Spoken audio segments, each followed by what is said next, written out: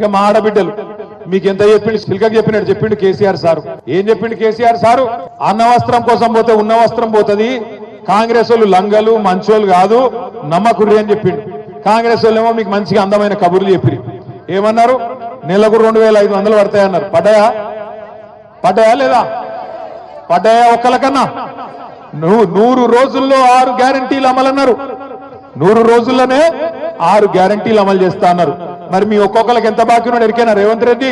ఒక్కొక్క ఆడబిడ్డకు, ఈ రాష్ట్రంలో ఉండే 1,67,00,000 మంది ఆడబిడ్డలకు రేవంత్ రెడ్డి గారు ఈ ఒక్క సంవత్సరంలోనే 30,000 రూపాయలు బాకీ ఉన్నాడు. నెలకు 2,500 చొప్పున, సంవత్సరానికి 30,000 రూపాయలు బాకీ ఉన్నాడు. సో కాంగ్రెస్ వాడు మీ ఓటు వచ్చినందుకు అడిగితే ఏం చెప్పాలి? ఆడ 30,000 పెట్టుకోడుక, ఆ తర్వాత మాట్లాడతా అని చెప్పి ఎలగొట్టాలి. ఏం చెప్పాలి? ఎంత బాకీ? ఒక ఆడబిడ్డలు చెప్పాలి ఎంత బాకీ ఉన్నాడు. రైతులకు ఎకరానికి 17,500 బాకీ ఉన్నాడు. ఆడోళ్లకు ఇప్పటికి సంవత్సరానికి 30,000 బాకీ ఉన్నాడు. రేపు దబ్బన తప్పిదారి ఇక 12,000 ఇస్తుండు కదా, సరే తీసుకుంటాం మిగతా తర్వాత చూసుకుందామంటే మళ్ళా ఇయ్యాడు. అది కూడా చెప్తున్నా మీకు ఇప్పుడే. ఓట్లప్పుడే పడతాయి పైసలు, ఓట్ల తర్వాత ఇచ్చే రకం కాదు ఇది. పార్లమెంట్ అప్పుడు వేసినట్టు చేసిండు, మీరు డబ్బల ఓట్లేయంగానే వానకాలం ఎగ్గొట్టిండు.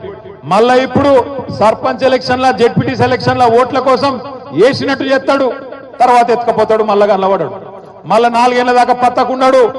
అందుకే చెప్తున్నా ఇప్పుడే పట్టుకోవాలి గట్టిగా. ఓట్లప్పుడు వచ్చినప్పుడే గట్టిగా పట్టుకోవాలి, గట్టిగా కాంగ్రెస్ వాళ్ళని అడగాలి.